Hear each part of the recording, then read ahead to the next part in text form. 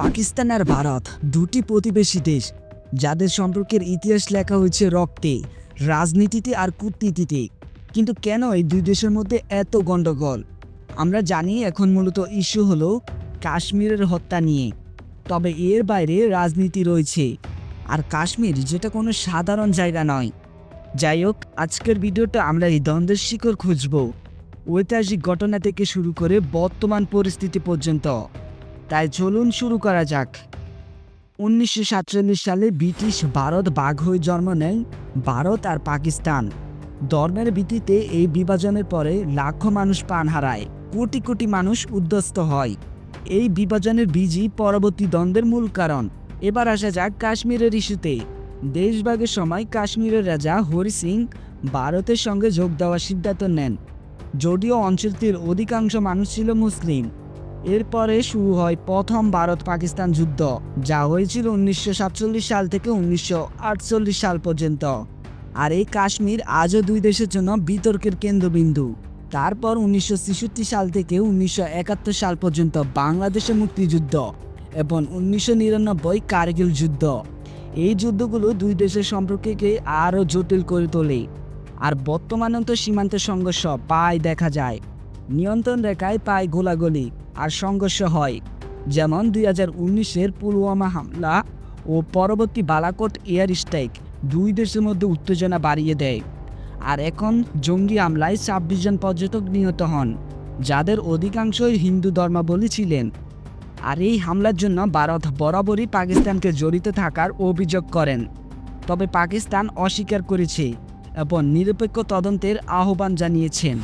আর এর কারণে ভারত পাকিস্তানকে সন্ত্রাসবাদে মদদ দেওয়ার অভিযোগে ইন্দাস পানি চুক্তি স্থগিত করেছেন এবং পাকিস্তানি নাগরিকদের বহিষ্কার করেছেন। এর বাইরে কখনো কখনো শান্তি আলোচনা হয়, যেমন 2003 সালে যুদ্ধবিরতি চুক্তি, কিন্তু এগুলো বেশিরভাগ সময় স্থায়ী হয় না। এই বিষয়ে দুই দেশের মিডিয়া প্রায় উত্তেজনা বাড়ায়। সোশ্যাল মিডিয়ায় ভারত পাকিস্তান সম্পর্ক নিয়ে তর্ক বিতর্ক তুঙ্গে থাকে। বন্ধুরা, এবার আসা যাক কাশ্মীরের ইস্যুতে। ডেটা পাস্টের অনুযায়ী 2023 সালে কাশ্মীরের সংঘর্ষের কারণে প্রায় 70,000 মানুষ প্রাণ হারিয়েছে। বন্ধুরা, আমাদের সবার মনে একটা কথা ঘুরপাক খায়, কাশ্মীর নিয়ে কেন এত উত্তেজনা, সহিংসতা? আন্তর্জাতিক মনোযোগের মূল কারণগুলো হলো ঐতিহাসিক, ধর্মীয়, রাজনৈতিক ও বৈজ্ঞানিক, সব একসঙ্গে জড়িয়ে আছে। সাল 1947 ভারত ভাগের সময় জম্মু কাশ্মীরও ছিল একটি স্বাধীন রাজ্য, যেটি হিন্দু রাজা হরি সিং শাসন করতেন। কিন্তু এখানে বাজে বিতর্ক, সেখানে মুসলিম সংখ্যাগরিষ্ঠও ছিল। আর এখানে পাকিস্তান চেয়েছিল কাশ্মীর তাদের অংশ হোক, কারণ এটি মুসলিমদের প্রধান এলাকা। আর ভারত চেয়েছিল কাশ্মীর অংশ থাকুক। তবে রাজা হরি সিং ভারতকে যুক্ত হওয়ার সিদ্ধান্ত নিলে প্রথম ভারত পাকিস্তান যুদ্ধ হয়।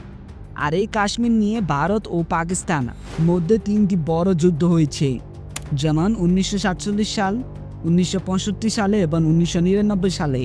তবে এখন কাশ্মীর দুই দেশে বিভক্ত, যেমন ভারত শাসিত জম্মু কাশ্মীর এবং পাকিস্তান শাসিত আজাদ কাশ্মীর ও গিলগিট বালতিস্তান। উভয় দেশই পুরোপুরি কাশ্মীরকে নিজেদের দাবি করে। আর এই অঞ্চলটি ধর্মীয়ভাবে সংবেদনশীল, কারণ এখানে মুসলিম, হিন্দু, বৌদ্ধ ও শিখ সম্প্রদায়ের বসবাস। ভারত ও পাকিস্তান উভয়ের পারমাণবিক শক্তিধর দেশ, তাই এই অঞ্চলের উত্তেজনা বিশ্ব শান্তির জন্য ঝুঁকিপূর্ণ। চীন ও কাশ্মীরের কিছু অংশ নিয়ন্ত্রণ করে এবং এ নিয়েও ভারত চীনের বিরোধ রয়েছে। যাই হোক, দুই দেশের সাধারণ মানুষ শান্তি চায়, সাংস্কৃতিক বিনিময়, খেলাধুলা আর শিক্ষার মাধ্যমে সম্পর্ক উন্নত হতে পারে। তবে সবচেয়ে চ্যালেঞ্জ রাজনৈতিক স্বার্থ, ধর্মীয় উদ্বেগ আর ঐতিহাসিক ক্ষত সমাধানের পথে বড় বাধা। আপনি কি মনে করেন, কিভাবে ভারত পাকিস্তান সম্পর্ক উন্নত হতে পারে? কমেন্টে আপনার মতামত জানান। যাই হোক, 一个小小的失误可能就会葬命于此。此时，敌方大胡子也发现了他，利用机枪守住门口，再派人绕后偷袭。小队进入走廊后，分别控制不同的射界搜寻检查。突然拐角处遇到伏击，此时白队步枪的射击无